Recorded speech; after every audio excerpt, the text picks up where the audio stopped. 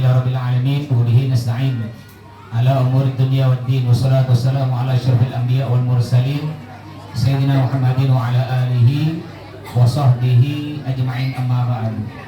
Al-mukarram al-muhtaram yang saya hormati para sesepuh, para tokoh-tokoh masyarakat, bapak-bapak haji, ibu hajah, khususnya terhormat Ketua Masjid Nurul Iman yaitu Bapak Bahtiar, juga penasihat masjid Bapak Haji Joni, juga yang terhormat Bang Iskandar yang telah menghubungi saya hingga saya bisa sampai ke Masjid Nurul Iman ini, juga para ketua-ketua masjid, para pengurus masjid-masjid, khususnya Masjid Al-Jariyah sampai ke Mekah oleh Allah disampaikan ke Mekah ya, yang sudah sampai lagi, amin.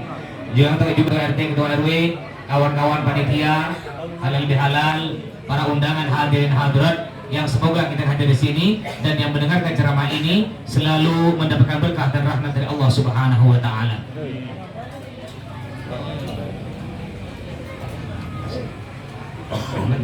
Sini. Enggak depan sini. Nah. Maaf nih. Pertama-tama mari kita panjatkan puja puji syukur kita kehadirat Allah yang telah melimpahkan rahmat, nikmat, taufik, hidayah dan inayahnya kepada kita. Juga tidak kalah pentingnya Allah telah memberikan umur yang panjang, alhamdulillah. Sampai kue masih ada kan? Nah, berarti tak ada tamu lah karena kue masih ada. Kalau tempat lain tak ada. Saya pernah lebaran di Banyuwangi, lebaran di Jakarta, ya di Jawa, tidak ada. 3 hari habis lah. Pontianak, masya Allah. Buktinya ini halal masih ada terus. Sampai saya sampai Dzulqa'dah saya masih ada undangan halal bihalal. Terus apa itu halal bihalal? Kita kan sering nyebut halal bihalal. Istilah halal bihalal cuma ada di Indonesia, tak ada di tempat lain. Di Arab tidak ada. Cuma di Indonesia aja. Kalau tidak percaya Bapak Ibu, bang pergi ke Arab tanya halal bihalal. Apa kata dia? Halal apa? Halal biasa. Udah jadi bini halal. Kalau belum bini haram.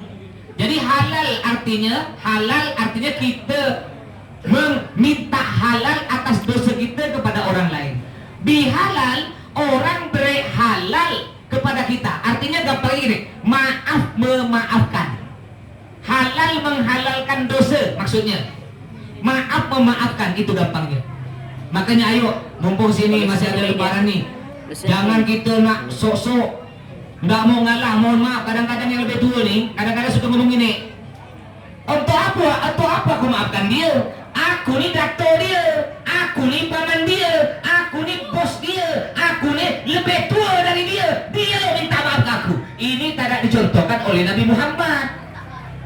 Apa kata Nabi Muhammad? Sebaik-baik orang Islam ialah orang yang memberi maaf kepada orang yang berbuat salah kepadanya sebelum orang tersebut minta maaf. Itu orang yang paling bagus. Makanya ayo ingat, jangan saling mendendam.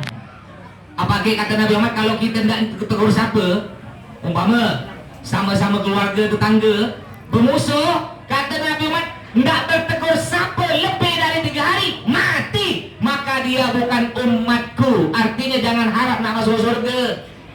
Ingat saudara, tidak selamanya kita hidup, kita pasti ada waktunya nanti kita mati. Tidak selamanya kita muda, kita pasti tua.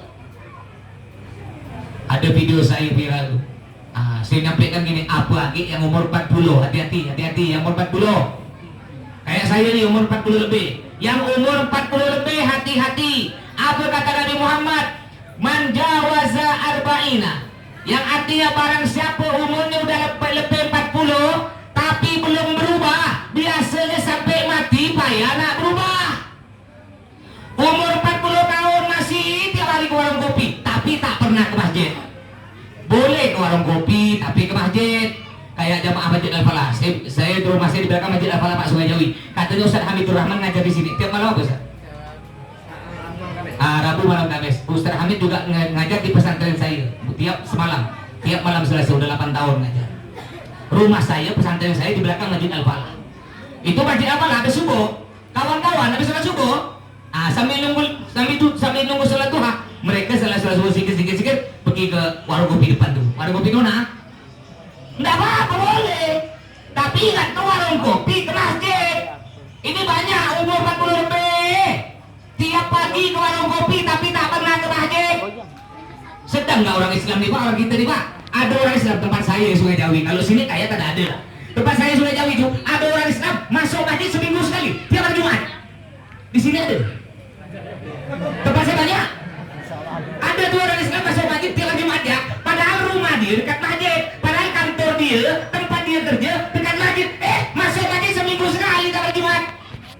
Ini masih mending. Ada lagi yang agak parah orang Islam masuk masjid setahun 2 kali. Ada tuh Idul Fitri, Idul Adha. Ada lagi yang lebih parah orang Islam masuk masjid ketika sudah mati, mayatnya masuk masjid disolati. Naudzubillah min dzalik. Ini biasanya orang kalau udah 40 lebih tidak berubah sampai mati bayar nak berubah. 40 lebih masih suka berjudi, 40 lebih masih suka nak berbual, nak merampok, 40 lebih masih suka main perempuan. Biasanya sampai mati payah nak berubah. Makanya yang 40 lebih apakah yang udah berubah kayak saya nih, jangan nak getek-getek. Tawa ibu dah. Pak Uban tuh Pak, ya, Uban tuh ngomong. Kalau kita bisa dengar omongan Uban, itu kau jangan nak getek-getek tuh ya. Ya, malaikat maut pencabut nyawa udah ngincar kau dah tuh. Jangan nak semir-semir hitam tuh. Jangan nak pergi ke salon nak pemuda-muda, iya tuh. Kau muda. Ya, muka kau bisa dibohongi, tapi ingat tuh ya, umur kau tak bisa dibohongi. Kau udah hampir ke kuburan dah, satu wakilan dah tuh. Itu kalau kita bisa dengar omongan Uban. Makanya ayo nih mumpung sekarang hari yang fitri ini. Fitri artinya suci. Ayo kita kembali suci dengan apa? Dengan saling memaafkan. Suatu hari Nabi Muhammad bertanya kepada sahabat. Nih Nabi Muhammad duduk-duduk ini, nanya pada sahabat. Kata Nabi, mana kayes? Sahabat, siapa orang yang cerdas? Kata sahabat Nabi, orang yang cerdas punya duit ditabung. Kalau zaman sekarang ya, zaman sekarang orang yang cerdas punya duit ditabung ke bank. Dijadikan apa namanya itu kalau dia 2 tahun nanti diambil bunganya apa namanya? Deposit. Itu kata kita. Punya duit simpan di bank deposit, ambil bunga haram ya haram. Riba namanya. Punya duit bangun sawit, punya duit bangun perumahan, punya duit bangun rumah 5 tingkat, beli mobil mewah. Itu kalau kata kita ditabung. Itu orang cerdas. Kata kita. Kata Nabi bukan. Itu bukan orang cerdas. Orang cerdas tuh punya duit ditabung di masjid. Itu cerdas. Jumat. Kalau hari Jumat biasa kan sebelum khatib naik mimbar itu kan ada kotak masjid lewat tuh. Kalau orang cerdas masuk warna merah, cerdas. Masuk warna biru, cerdas. Tapi kalau masuk warna abu-abu, bodoh banget. Berapa tuh abu-abu tuh? Masa apa gaji sebulan 5 juta masuk tiap Jumat 2.000? Tempat saya Sungai Jawi itu kalau ada Pak Haji Masin dipanggil Pak Haji 1.000. Kenapa bulan pakai Pak Haji 1.000 ya lah? Panitia Isra Mi'raj minta sumbangan bre 1.000. Panitia pembangunan masjid minta sumbangan bre 1.000. Setiap ada kotak masjid lewat masuk 1.000. Akhirnya orang manggil dia Pak Haji 1.000. Ada akhirnya Sungai Jawi kalau ada Pak Haji Masin dipanggil Pak Haji Estrajos. Tahu tak gambar Estrajos? Genggam tak lepas-lepas. Makanya kata datuk-datuk kita zaman dulu ya, kata datuk-datuk kita zaman dulu, tanda orang Masin tengkuk masuk ke dalam. Coba pegang. Dipegang betul bodoh, dipegang betul. Betul ya? Kata datuk kita zaman dulu, tanda orang Masin tengkuk masuk ke dalam. Tapi saya punya kawan tengkuk jempol keluar, Masin naudzubillah. Ini tak menjamin. Nih orang cerdas. Ya, orang cerdas ini masjid. Masjid malu kita Pak, malu Pak. Masa masjid? Ini saya tadi lewat dari jalan perdana sampai ke sini rumah cantik-cantik. Ya, malu kalau masih bisa sumbangan ke orang luar. Kita bangun rumah, saya mau tanya, kita bangun rumah 500 juta sendiri mampu tak? Mampu kan? Beli mobil harga 200 juta sendiri mampu tak? Ini warga di sini ramai. Berapa miliar anggaran? 3 miliar. Masa tuh 10 orang tak mampu? Mobil 200 juta sendiri mampu. Makanya apa kata Nabi Muhammad? Man bana lillahi masjidan banallahu lahu baitan fil jannah alladzi taqamakal. Yang artinya barang siapa membangun masjid maka Allah bangunkan sebuah istana di surga. Nggak mungkin lah kita bangun masjid seorang 3 miliar seorang kan? Oh Pak Ustadz, tergantung kemampuan kita. Kalau yang udah punya mobil dari rumah, jangan pula nyumbang sesak semen, malu. Kalau udah penghasilan 5 juta, jangan nyumbang sesak semen. Paling sedikit 2,5%, 1 juta paling sedikit. Ya kalau penghasilan sebulan 1 juta, wajar sesak semen. Karena apa? Kata Nabi Muhammad, mana kosomalun min sedekatin, bal yazdad, yang artinya tidak akan berkurang harta kita karena sering bersedekah. Pasti akan bertambah, pasti akan bertambah, pasti akan bertambah. Sampai 3 kali Nabi mengatakan, orang yang sering bersedekah pasti akan bertambah kaya. Kalau tidak percaya, ya, tolong carikan di jalan perdana. Ada tidak orang kaya dia bangkrut gara-gara sering sedekah? Ada? Cari. Itu kenapa Pak Haji bangkrut? Itulah Pak Haji bodoh bala, kenapa dia tak bangkrut? Tiap hari dia sedekah 1 juta di pinggir jalan, makanya dia bangkrut. Ada tak? Tidak ada cerita orang dermawan bangkrut, tak ada. Yang banyak cerita orang masen jatuh miskin, orang pelit banyak penyakit. Itu yang banyak cerita. Nabi udah menjamin orang yang sering bersedekah pasti akan bertambah kaya. Belum lagi tadi kata Nabi, orang yang membangun masjid dibuatkan sebuah istana di surga. Oh, kalau bangun sendiri tak mampu, ya semampu kita. Penghasilan 3 juta, bolehlah 2 sak semen. Penghasilan 5 juta, jangan 2 sak semen. Ya, karena gini Pak ya, semakin banyak kita sedekah, semakin banyak Allah ganti. Ibarat gini, ibarat kita mancing di laut. Anggaplah laut di Sungai Kapuas. Kita mancing di laut, mancing pakai umpan ikan teri, dapat ikan kembung. Mancing pakai umpan ikan kembung, dapat ikan tongkol.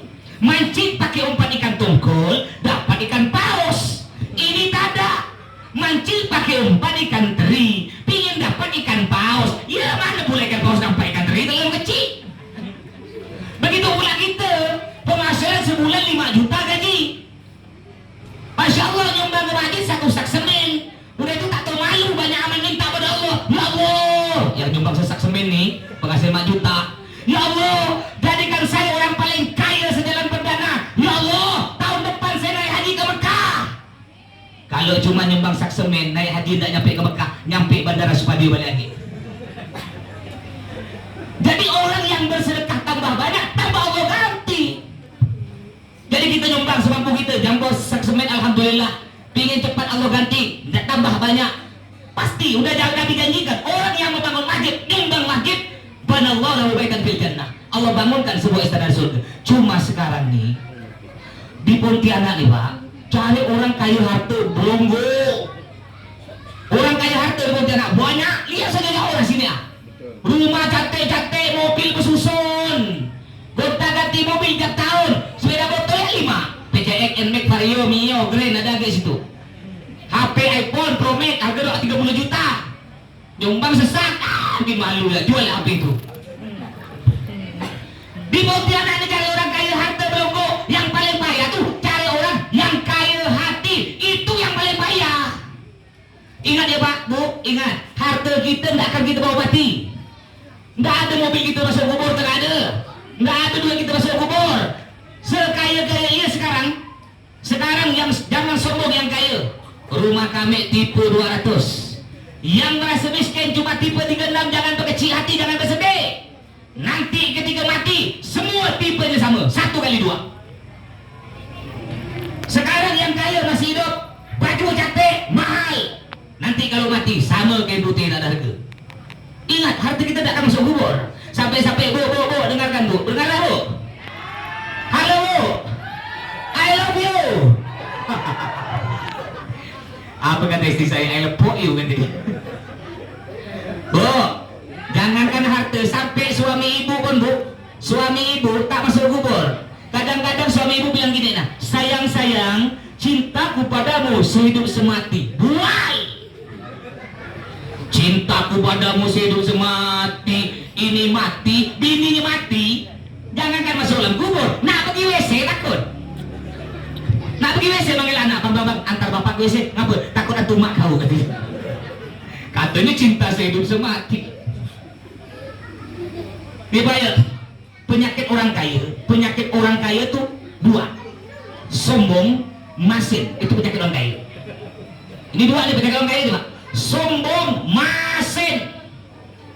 Mentang-mentang kaya. Biasa ibu-ibu mau nabur ya. Mentang-mentang punya gelang emas, dipakai semua acara Maulid Nabi. Pakai. Ketika baca serakal, ya Nabi salam. Diangkat tuh gelang biar nampak. Panitia bagi gue dan kadang aku belum dapat, gitu dia. Mentang-mentang punya kalung emas, bok, mata kalung besar segenggam, sikit-sikit kerudung dibuka, panas, kata dia, panas. Sombong, itu punya orang kaya. Mentang-mentang punya motor, motor sekarang nih pak, cantik-cantik motor, tapi bunyi tak cantik. Banyak motor sekarang punya dit, kredit. Kredit, kalau kredit bunyi gitu, dit. Ada kayak bunyi tak bos jam-jam minjam. Kalau motor saya cantik tuh motor saya itu, saya pakai motor keren tahun 90. Bunyinya cantik, kalau nggak percaya bapak ibu nanti simpan kupingnya, dikenal kok motor saya. Bunyinya cantik, apa bunyinya? Nas, lunas. Itu penyakit orang kaya, sombong.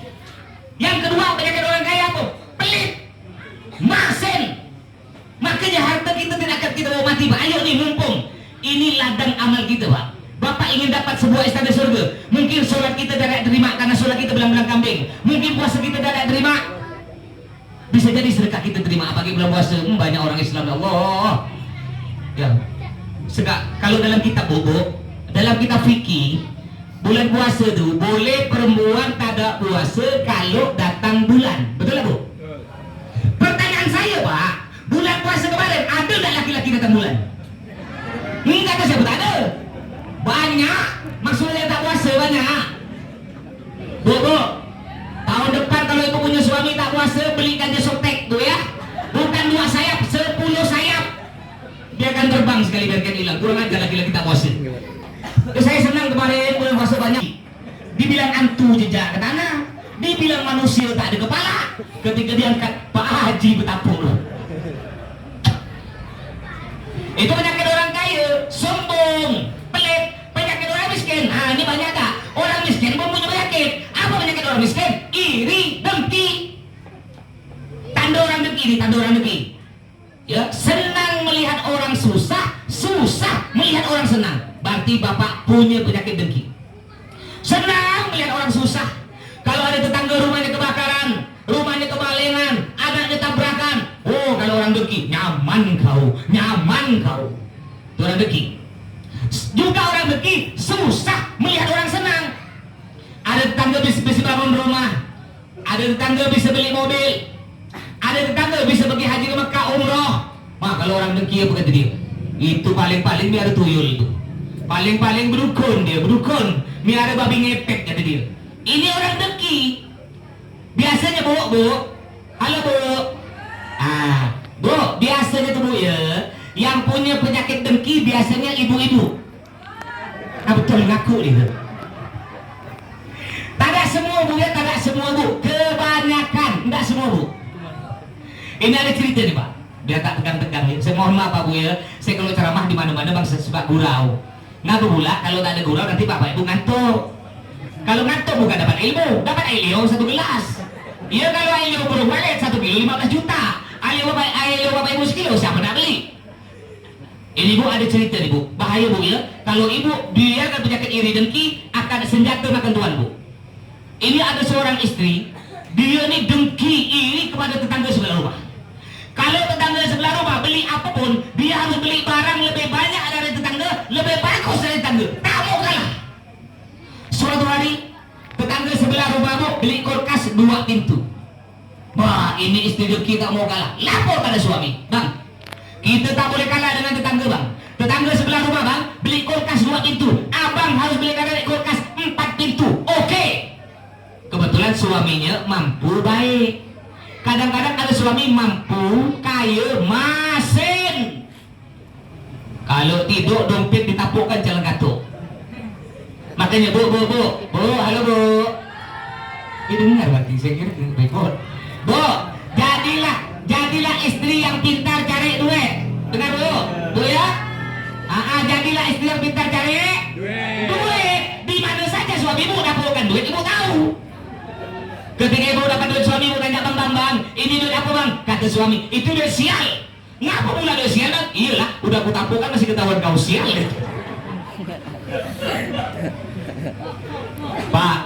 Bapak, kalau ingin istri bapak cantik, modal kan Pak, ya, bedak mahal Pak. Ini kadang-kadang ada suami masih ketika istri minta duit bang, minta duit 100.000 bang, untuk apa? Nak beli bedak Wardah, bedak Markatilaar, bedak Tati bang. Apa kata suami masih? Udah, kau tak usah pakai bedak, pakai tepung kanji campurnya makan, cantik kau. Betul-betul lah istri dipakai tepung kanji campurnya makan. Udah itu dipakai sampai mengkilat tuh muka. Kata bulan kasar apa kalau mengkilat tuh? Glowing. Sampai ada pantun. Nasi kuning dalam kelambu, muka glowing, kaki berdebu. Gara-gara pakai tepung kanji campurnya makan. Jangan nak masin-masin. Gimana betul? Jadi ibu, ya nih sekalian. Nanti kita akan nyampe bahas halal bihalal Pak. Ya. Ibu juga sebagai istri Bu ya. Ini karena ini banyak suami banyak istri ya. Ibu, ya, Masya Allah enggak tutup. Ada yang kena nggak sih? Ada yang kena? Enggak ada ya? Masya Allah ya. Alhamdulillah. Yuk, ini pelajaran untuk kita semua ya, pelajaran. Kedepannya, kalau ada musibah penyakit sebesar apapun, jangan tinggalkan Allah. Ingat Pak Bu ya, ingat. Yang beri penyakit siapa? Allah. Yang beri obat? Allah. Yang beri penyakit, yang beri obat, yang beri perlindungan, yang beri kesembuhan Allah. Dekati Allah, bukan malah menjauhi Allah. Apalagi sampai nutup rumah Allah. Kadang-kadang ada istri takut berlebih ke corona. Ada takut berlebih. Ketika suami nak tidur, suami mulai meluk dia, ditendang. Jangan dekat-dekat Bang, 3 meter. Oh sakit hati suami, 2 bulan tak nyetor. Besok pagi-pagi suami ngitung duit. Ketika suami ngitung duit, istri dekat-dekat. Kena suami, jangan dekat-dekat, 10 meter. Dibalas kena suami. Ini belajar untuk kita semua ya. Bu, kalau virus corona tidak terlalu bahaya Bu. Ada virus yang lebih berbahaya dari virus corona yang bisa merepot suami ibu, namanya virus Marcona dan Marlena. Makanya ibu kalau ingin suami ibu tidak direbut oleh virus Marcona dan Marlena, ibu harus tampil di rumah bercantik-cantik, berwangi-wangi. Tapi ingat, di dalam rumah, bukan di luar rumah. Istri kita sekarang ini terbalik Pak. Kalau keluar rumah, nih hari Ahad, jangan ngomong minggu ya, minggu bukan bahasa Islam. Kita orang Islam dari zaman Nabi Muhammad, dari zaman Nabi Adam, itu Ahad. Kecuali kalau ada orang tak tahu. Hari Ahad ada apa? Hari Ahad, hari Minggu, tak apa. Tapi kita ngomongnya Ahad dulu. Kalau bukan kita yang menyebarkan syiar-syiar Islam, siapa lagi? Jangan biasa ngomong astaga. Jangan, astagfirullah. Kalau kadang-kadang kita juga astaga. Ada kan kalau gini, apa? Kalau ngantuk, oh itu, oh ayam goreng. Ada lah. Bodoh bala. Tak dapat pahala, tak dapat ayam goreng. Caranya gimana? Takbir. Allahu Akbar. Walaupun tak dapat ayam goreng, masih dapat pahala zikir. Ada dua ayam goreng kata dia. Untung lala tak masuk. Coba lihat. Ya, hari Ahad Pak. Biasa kalau hari Ahad banyak acara apa? Acara kawin. Lihat banyak istri-istri kita kalau keluar rumah, ya Allah, kalau keluar rumah Pak, cantik, wangi di luar rumah. Tapi kalau di dalam rumah, kadang-kadang tak bawa baju, kadang-kadang cuma pakai bekemban ya, kadang-kadang cuma pakai kotak, udahlah tali kotak lepas sebuti, celana dalam belum 3 buti. Udah belum masih dipakai, ditanya kata suami, udahlah deh, jangan pakai lagi, beli baru, masih enak bang, sejuk, kata dia, sejuk lah belum. Ngapa mau saya tahu pengalaman Bu? Ini istri sekarang Pak, kalau keluar rumah cantik, makanya Bu, ibu kalau ingin suami ibu tak ada telepon oleh virus Marcona dan Marlena, bercantik-cantik, berwangi-wangi di dalam rumah. Ini suami balik kerja, mengharap dalam hati, mudah-mudahan aku disambut oleh istri yang cantik yang wangi. Tapi apa yang terjadi? Ketika sampai di rumah, ya Allah, rambutnya satu ke barat, satu ke timur, bekas Leo lagi sini.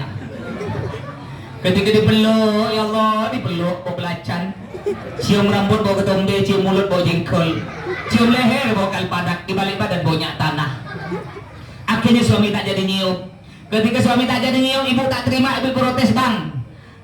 Aku lihat sekarang udah mulai berubah, bang ya. Dulu kita baru-baru kawin, bang. Setiap kau balik kerja kau langsung peluk aku, kau langsung cium aku, bang.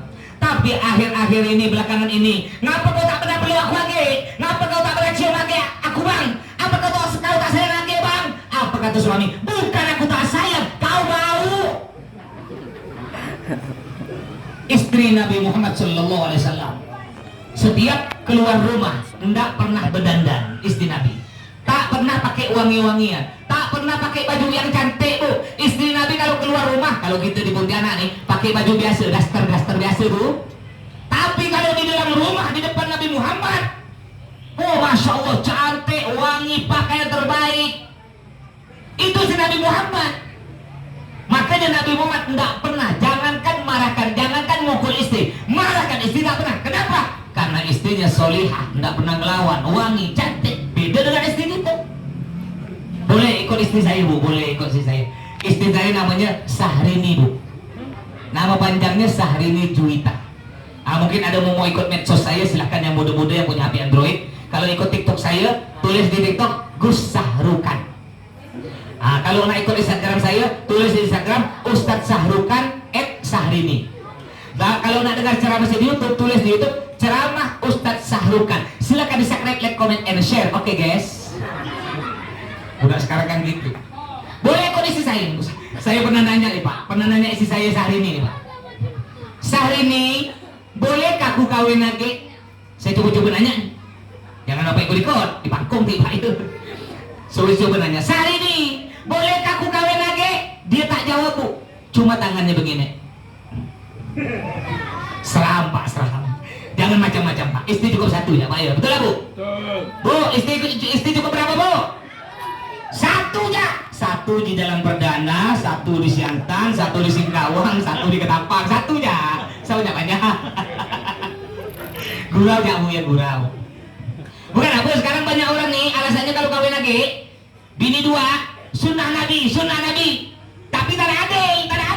Nabi Muhammad istri 9 adil. Orang sekarang sikit-sikit sunnah Nabi. Jalangan bini muda. Bini muda mau jatuh, hati-hati sayang. Jalangan bini tua masuk parit, mata kau tak lihat. Ya Allah, udah tua dimaki ya. Bu, boleh ikut istri saya, bu, sehari ini, bu. Kalau saya balik ceramah, saya dapat jadwal ceramah di Singkawang tuh biasanya. Kayak malam Senin kemarin saya ceramah di Singkawang. Itu nyampe rumah biasa jam 2 malam, kadang jam 3 subuh. Itu Sahrini istri saya, bu, Sahrini Juwita. Dia tidak tidur di dalam kamar, bu. Dia tidur di belakang pintu menunggu kedatangan sang Arjuna. Lebay sikit. Ketika saya ketuk pintu, tok. Assalamualaikum Sahrini. Dibuka. Waalaikumsalam Sahrukan. Gitu. Jam 3 subuh, bu, saya cium rambutnya, bau pentin. Cium mulut, bau Pepsodent.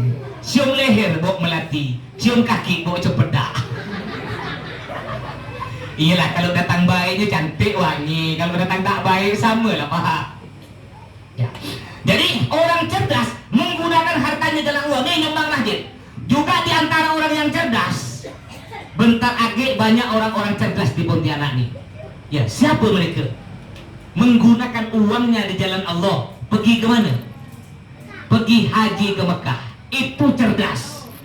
Kalau dia tidak cerdas, Pak, mikir, Pak, uang sekarang pelunasan. Alhamdulillah saya tahun ini berangkat lagi, Pak, untuk haji keempat kalinya, jadi petugas haji. Kalau umroh alhamdulillah tiap bulan. Dengan beliau nih alhamdulillah ikut travel Musdalifah.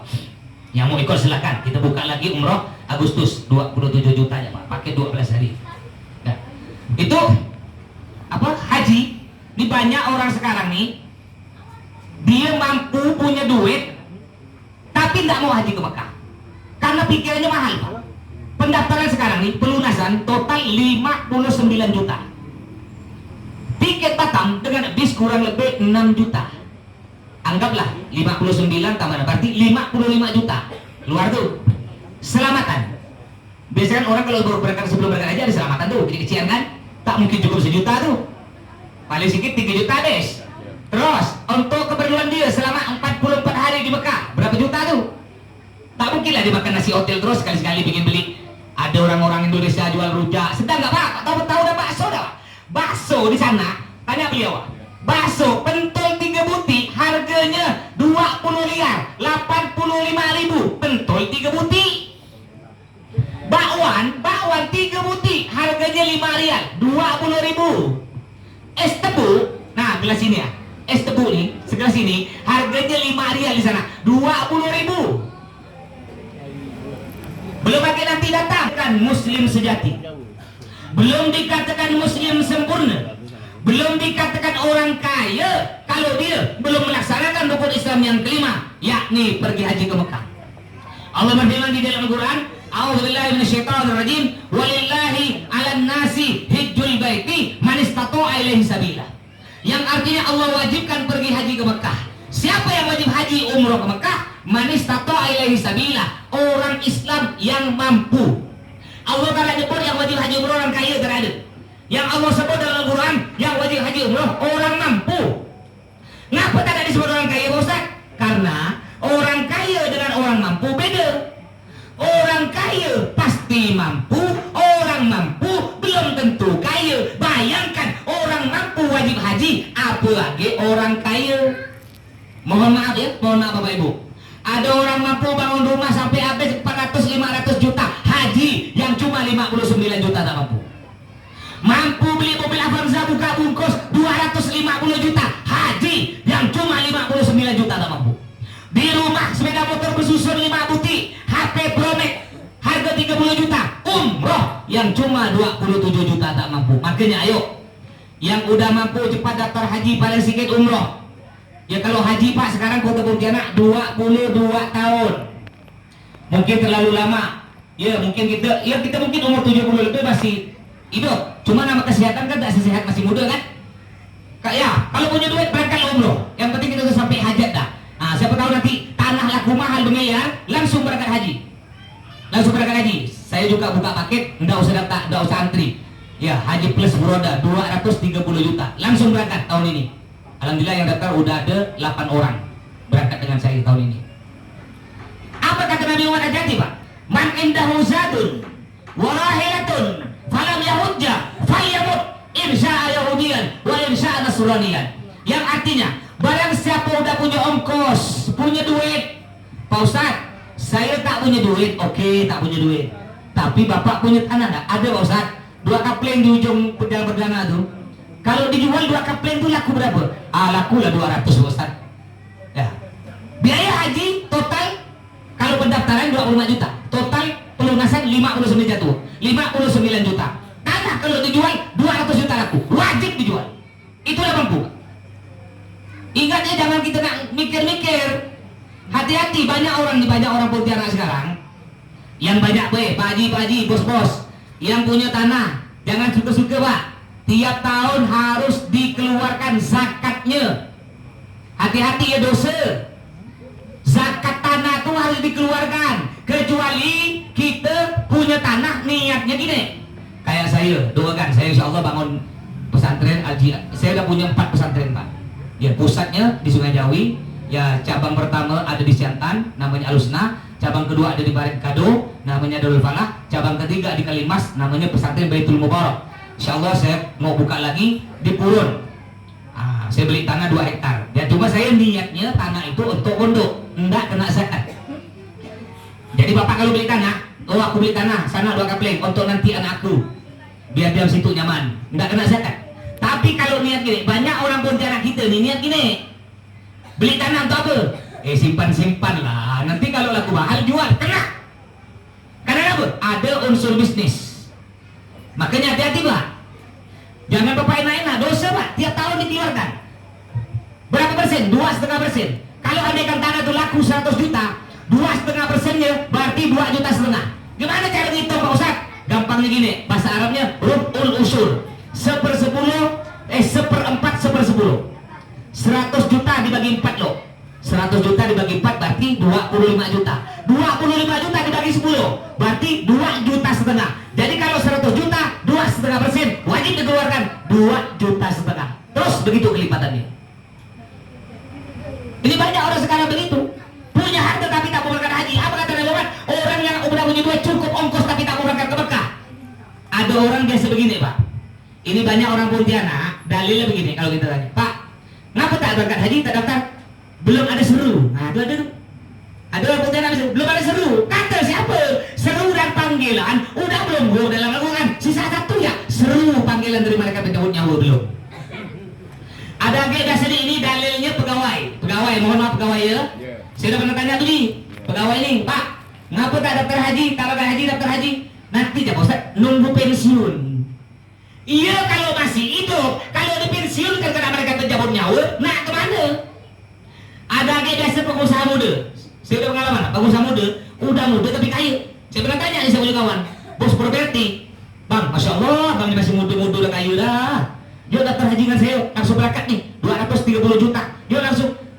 Dengan istri pun mampu Bang. Apa dia? Nanti ya Ustaz, masih muda Ustaz. Nunggu agak tua sikit Pak Ustaz. Bukan apa kalau saya masih muda nih, takut masih nanti balik di Mekah masih suka ke diskotik Pak Ustaz, masih suka panti pijat, masih suka main perempuan Pak Ustaz. Nanti jangan nunggu agak tua sikit. Bukan begitu. Walaupun masih muda, berangkat jalur ke Mekah. Siapa tahu nanti di Mekah oleh Allah dibuka hati, diberi petunjuk, diberi hidayah, hingga jadi Pak Haji yang bagus. Ada juga orang begini nih, Pak, Bu, ngapa tak berangkat haji? Ini Pak Ustaz, saya dengar begitu. Itu ada kawan saya, tetangga saya Pak Ustaz, ketika tawaf tahun lalu, orang jamaah haji totalnya semuanya yang terdata, yang laporan itu 4 juta. Padahal semuanya totalnya 10 juta Pak, tahun lalu. Jadi saya tak mau haji Pak Ustaz, saya dengar begitu.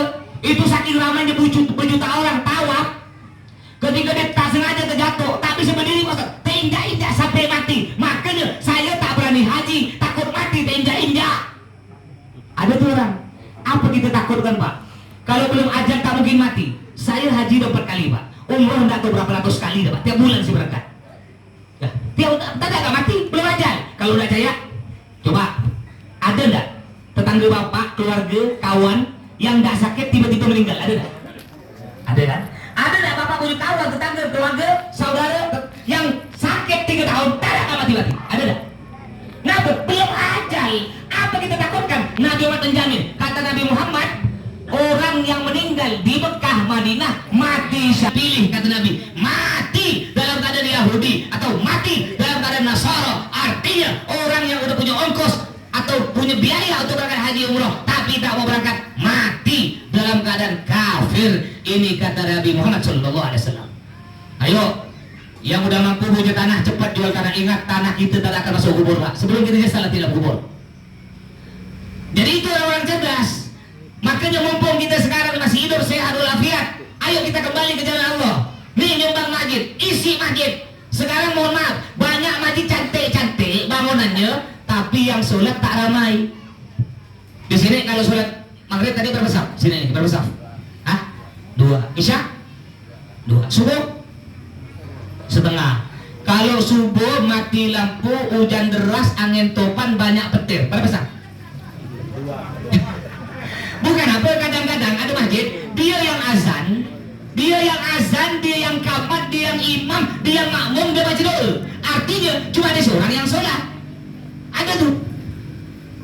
Saya kemarin dapat jadwal tahun lalu Pak, di Segedong. Paling apa dong? Pinang kecil Minang itu. Apa namanya? Ambo Pinang. Pada waktu itu banjir. Jadi mobil saya simpan, saya pakai sapan kena panitia tuh, bawa kan seberang tuh, masjid tuh.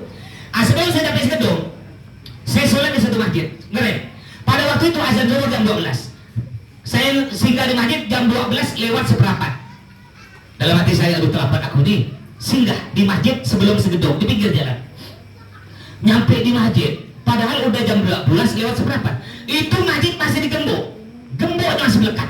Ada kunci gantung. Oh, berarti tidak ada orang azan nih.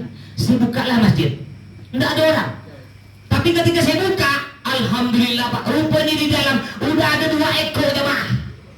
Bukan 2 orang, 2 ekor ayam dengan kucing masuk ke jendela.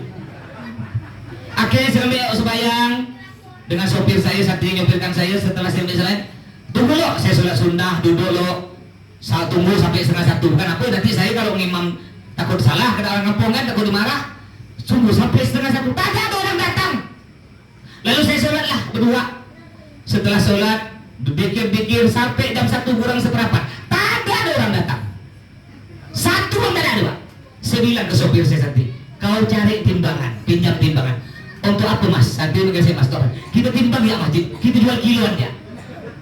Pasar luar sana. Apa guna masjid? Tapi tak ada yang sholat. Makanya masjid, ya semakin cantik masjid harus semakin ramai. Imam Syafi'i, bapak ibu sini termasuk orang cinta Allah apa tidak? Jangan tanya. Kalau tanya Pak, bapak cinta Allah, pasti bapak jawab, saya cinta Allah. Caranya gimana? Kita tak perlu tanya. Warga daerah sini, ini apa dulu? Dulu bukan jalan perdana nih. Kampung apa dulu namanya? Saya masih kecil-kecil nih, ini masih hutan nih kan? Coba kita lihat nih orang jalan perdana Kampung Bansir nih. Cinta Allah, tak usah tanya per orang. Kata Imam Syafi'i, kalau kau masuk satu kampung, dia cinta Allah atau tidak, kau lihat masjidnya. Lihat ya masjidnya. Kalau 5 waktu masjid itu ramai, masjid cantik, bersih, jamaahnya ramai, berarti orang kampung itu cinta Allah. Tapi kalau masjid subuh udah setengah sah, jangan tanya lagi. Makanya ayo Pak, siapa lagi kalau yang nak meramaikan bukan kita. Masjid kita nih Pak, kita bawa Pak, sholat seorang. Kalau sholat seorang di rumah, sholat seorang di rumah, khusyuk. Apa tuh khusyuk? Khusyuk tidak ingat apa-apa kecuali ingat Allah. Pahalanya cuma 1. Pertanyaan saya, pernah tidak kita sholat khusyuk? Pernah? Pernah? Pernah tidak kita sholat tidak ingat apa-apa kecuali ingat Allah? Pernah tidak? Tidak pernah. Saya sampai sekarang belum Pak. Itu yang ulama wali-wali kelas tinggi itu Pak. Kita, khusyuknya kita nih, khusyuknya kita yang iman kelas tinggi kayak kita, kayak saya kata Pak, kita dianggap khusyuk, kita sholat dengar bacaan imam, dengar bacaan seorang, itu dah khusyuk dah. Itu khusyuk kelas tinggi. Tapi kalau khusyuk kelas tinggi para ulama, tidak ingat apa-apa kecuali ingat Allah. Gimana kita dah khusyuk? Banyak kita sholat ini kan, ibu, halo bu. Nah, bu, ibu percaya tak bu? Ada orang sholat sambil numis kangkung, percaya tak bu? Biasanya ibu-ibu tuh sholat sambil numis kangkung. Benar Pak? Biasanya sholat asar bulan puasa. Kan bulan puasa sholat asar. Nah, itu banyak deh sholat sambil numis kangkung. Allahu Akbar. Nanti buka puasa sayur sawi ke sayur kangkungnya. Allahu Akbar. Oh, enak sayur kangkung. Sami Allah liman hamidah, direbus ke ditumis ya. Allahu Akbar. Oh enak ditumis sampai campur-campur belacan sikit. Assalamualaikum warahmatullah. Jangan ditumis kangkung. Jadi kalau kita sholat sendiri di rumah, tidak ingat apa-apa kecuali ingat Allah, pahalanya cuma 1. Tapi kalau kita sholat sendiri di rumah, ngayal kemana-mana, tak dapat pahala, dapat letih. Sedangkan kita kalau sholat berjamaah di masjid, di masjid, imamnya tak khusyuk, ngayal kemana-mana, makmum semuanya tak ada khusyuk, ngayal kemana-mana, tetap ditulis pahala 27 derajat. Kenapa? Karena berkah dari sholat berjamaah. Makanya itulah pentingnya sholat berjamaah. Sekarang ini mohon maaf, ada orang Islam nih sholat tergantung enaknya hati. Ketika dia tak berduit, banyak utang, Masya Allah, jam 3 subuh ke masjid. Tak balik-balik dari masjid, nunggu duha. Ketika banyak utang, ketika kelainan bini, banyak masalah, tak balik-balik dari masjid. Tapi ketika sudah kaya, uang miliaran, tanah hektaran, Allah dilupakan. Kenal tak Nabi Sulaiman? Tahu Nabi Sulaiman? Nabi Sulaiman ini Nabi kayu. Sampai-sampai ada lagu, ibu-ibu bicara lagu kasidah zaman dulu tuh. Nabi Sulaiman kaya, tapi beliau sholat. Nabi Sulaiman kaya, tapi beliau sholat. Tahu tak kayanya Nabi Sulaiman Pak? Nabi Sulaiman saking kayanya, beliau punya kursi singgasana. Bukan ini kursi apa kecil, namanya kursi singgasana tuh lebar, tinggi. Kursi beliau bukan terbuat dari emas, emas tuh murah Pak. Kursinya terbuat dari berlian. Di Banjar tuh banyak bos-bos berlian tuh. Tahu berlian Pak? Intan berlian. Itu berlian besar kayak tai hidung, itu harganya 300 juta. Kayak tai hidung. Gimana besar kayak tai kucing? Dibandingkan tai Pak. Itu Nabi Sulaiman. Juga Nabi Sulaiman Pak, saking kayanya, beliau punya gudang, bukan rumah. Kalau rumah kecil kecil, beliau punya gudang. Gudangnya lantai gudang emas, dinding emas, atap emas, pintu gudang emas, gemboknya emas. Bahkan diriwayatkan kalau kita nak buka gembok tersebut, kuncinya emas, harus dipikul 5 orang dan isi gudang emas. Saking kayanya. Saya pun punya juga gudang emas di belakang rumah. 1x2. Kalau bapak ibu nak ambil sila, jangan berebut, ambil sikit-sikit. Tapi walaupun Nabi Sulaiman kaya, tambah rajin sholat. Makanya ayo kerjakan sholat dan jangan malu untuk belajar. Kalau tak tahu tata cara sholat yang benar, jangan malu untuk belajar. Saya pernah juga ceramah. Ketika berangkat ceramah, saya singgah di satu masjid sholat, Pak. Ini garu-garu tidak mau belajar nih. Ketika saya sholat di masjid, di samping saya ada datuk-datuk tua, umur 60 lebih lah, sholat. Ketika saya sholat, saya tak dengar datuk dibaca Fatihah, tak ada dengar. Cuma saya dengar kayak ada suara tikus cuwon. Ketika tasyahud atahiyatul itu, tak dengar saya dibaca, cuma saya dengar. Assalamualaikum warahmatullahi wabarakatuh. Assalamualaikum warahmatullahi wabarakatuh. Saya nanya, tuh, pada waktu itu saya ceramah pada Tok Acai, daerah Tebang Kacang. Tuh, mana pada Tok Acai? Oh, sana Pak Ustaz. Pak Haji, manggil Pak Haji pertama. Ada Pak Haji? Dah, saya undang ceramah. Oh iya, saya pun nak ke sana. Ayolah sama-sama. Sampai di mobil saya tanya, Tok, maaf, Datuk saya anggap sebagai orang tua saya. Saya nak nanya, Tok, tadi ngapa pula Datuk sholat tuh tidak ada baca, saya dengar tidak ada baca apa-apa. Saya dengar suara aneh gitu.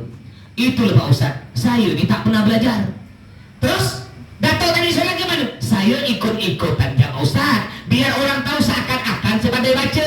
Pantas ada suara tikus curut. Hati-hati Bapak Ibu ya. Apa kata ulama? Wa kullu man bighairi ilmin ya'malu a'maluhu mardudatun la tuqbalu. Yang artinya setiap orang yang mengamalkan suatu ibadah, sholat, puasa, haji, sedekah, zakat tanpa ilmu, amal ibadahnya ditolak. Bapak walaupun rajin 5 waktu masjid Pak ya, rajin ke masjid, tapi nggak tahu cara sholat, ikut-ikut ya. Tak ada pakai niat Allah Akbar.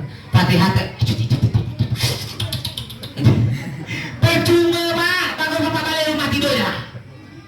Makanya jangan malu untuk belajar. Apa kata Nabi Muhammad? La haya fiddin, nggak usah malu dalam urusan agama. Walaupun Bapak udah tua, Bapak punya cucu pandai ngaji Quran, panggil cucu, ajarkan Datuk yuk jangan malu. Apa kata orang Arab? Hudil hikmah walau min duburid dajajah, yang artinya ambil ilmu, ambil manfaat walaupun keluar dari pantat ayam. Walaupun dari bulan kecil, jangan malu belajar. Begitu pula ambil manfaat walaupun keluar dari pantat ayam. Ini kata ulama. Kalau keluar dari pantat ayam, keluar putih, bulat, keras, ambil, itu namanya telur ayam. Tapi kalau keluar putih, bulat, lecak, itu namanya tai ayam. Jadi itu orang-orang cerdas kata Nabi Muhammad. Termasuk juga orang cerdas siapa? Orang yang halal bihalal, maaf memaafkan. Itu orang cerdas. Karena tidak ada gunanya kita bermusuh Pak. Tidak diakui sebagai umat Nabi Muhammad SAW. Ayo sekarang kita saling memaafkan. Gimana kisah Nabi? Sedikit lagi ya. Nabi Muhammad Pak, saking beliau pemaaf, ketika beliau mau ke masjid, rumah Nabi, yang mana rumah Nabi Pak Ustaz? Rumah Nabi sekarang yang jadi makam Nabi. Raudah. Bukan Raudah, Raudah itu taman. Samping rumah makam Nabi. Karena semua nabi kan rasul, meninggal di mana pun dimakamkan di situ. Meninggal masjid, makamkan masjid. Meninggal di kamar, makam dengan kamar. Sampai-sampai dulu ada orang ngaku nabi di Pakistan, namanya Ahmad Hulam. Akhirnya dia mau ikut-ikut nabi. Pokok nanti kalau aku mati, di mana aku mati, makamkan di situ. Allah hinakan dia. Mati di mana? Mati tengah berak. Dimakamkan di WC. Masa ada nabi makam di WC? Jadi Nabi Muhammad ketika mau ke masjid, rumah Nabi dengan masjid tidak jauh. Nabi harus melewati rumah, ada rumah orang Yahudi Pak. Setiap Nabi lewat itu wajah Nabi diludah, cuy. Muka Nabi diludah. Nabi tidak marah Pak, dilap ya, sambil senyum Nabi. Besok lewat lagi, diludah lagi, belum lagi dimaki lagi. Hingga suatu hari Nabi Muhammad lewat depan rumah dia, tak nampak batang hidung, tak ada ludah. Nabi tanya ke sahabat, mana ada seorang ludah aku tuh Nabi? Sahabat, kata sahabat dia sakit. Sakit. Nabi cepat balik ke rumah, panggil putrinya Fatimah. Fatimah, siapkan makanan yang enak. Untuk apa? Untuk menjenguk orang Yahudi yang biasa meludah wajah Abah. Kasihan Fatimah, dia sakit. Kalau kita gimana Pak? Ada tetangga kita suka maki kita, fitnah kita, tiba-tiba kita dengar berita dia masuk surga. Cepat-cepat kita angkat tangan, ya Allah, mudah-mudahan dia mampus ya Allah, amin. Saking dendamnya. Nabi Muhammad tak ada. Setelah makanan jadi, Nabi bawa bagi gerobak si Yahudi tadi. Nabi ketuk pintu, siapa di luar? Saya Muhammad. Nabi bilang saya Muhammad. Nabi tak sebut saya Nabi Muhammad, saya Profesor Muhammad, saya Haji Muhammad. Tak ada. Siapa di luar? Saya Muhammad. Bukan apa-apa. Kadang-kadang ada orang di mata-mata udah haji, baru haji sekali ditulis besar-besar sini. Namanya Abu Bakar. Haji sekali, titik Abu Bakar. Kalau haji 2 kali, titik Abu Bakar. Saya udah haji 3 kali, berarti titik Abu Bakar. Kalau haji 10 kali, itu namanya Haji Muhyiddin, tukang bubur. Kadang-kadang mentang-mentang udah haji, ini ibu-ibu desa bu ya, mentang-mentang udah haji bu ya, tak ada dipanggil bu hajah, tak ada nulis. Apa tak panggil aku haji? Mahal kau 30 juta. Nabi Muhammad tak ada. Ini orang Yahudi yang biasa meludah wajah Nabi. Ketika bertanya, siapa di luar? Saya Muhammad. Ketika Nabi Muhammad masuk, melihat bergetar nih orang Yahudi tadi. Wahai Nabi, jangan balas saya Nabi. Saya jerak, saya tidak akan meludahi wajah Nabi, saya tidak akan mencaci maki Nabi lagi. Jangan balas saya, jangan bunuh saya Nabi. Maaf Nabi, tobat. Kata Nabi, yang datang ke sini nak balas kau, apa nak bunuh kau siapa? Aku datang ke sini nih, aku dengar berita kau sakit nih, aku bawakan makanan yang enak, mudah-mudahan kau cepat sembuh. Apa kata Yahudi tadi? Wahai Nabi, betapa mulianya engkau, setiap hari ku ludahi wajahmu, setiap hari ku caci maki. Bukan kau balas dengan kejelekan, tapi kau balas dengan kebaikan. Belum ada keluargaku yang menjengukku, engkau pertama kali yang menjengukku wahai Nabi. Asyhadu an la ilaha illallah wa asyhadu anna Muhammadar Rasulullah. Akhirnya orang Yahudi tersebut masuk Islam berkat kesabaran Nabi, berkat Nabi itu pemaaf. Makanya padahal yang salah siapa? Nabi apa Yahudi tadi? Yahudi. Tapi yang beri maaf siapa?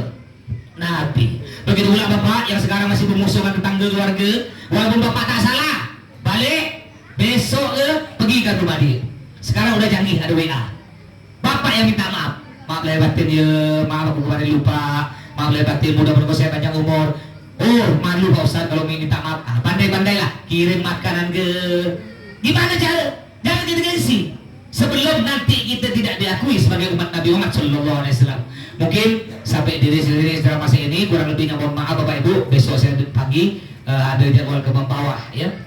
Nah, kita bagilah sedikit-sedikit. Insya Allah mudah-mudahan semua sehat, panjang umur hingga bisa bertemu lagi dengan acara-acara yang lain. Mudah-mudahan yang belum sampai ke Mekah oleh Allah disampaikan ke Mekah. Yang sudah sampai mudah-mudahan sampai lagi. Mudah-mudahan kita semua meninggal dalam keadaan husnul khatimah, masuk surga bersama baginda Nabi Muhammad SAW. Kurang lebihnya mohon maaf. Usikum nafsi bitaqwallah. Assalamualaikum warahmatullahi wabarakatuh.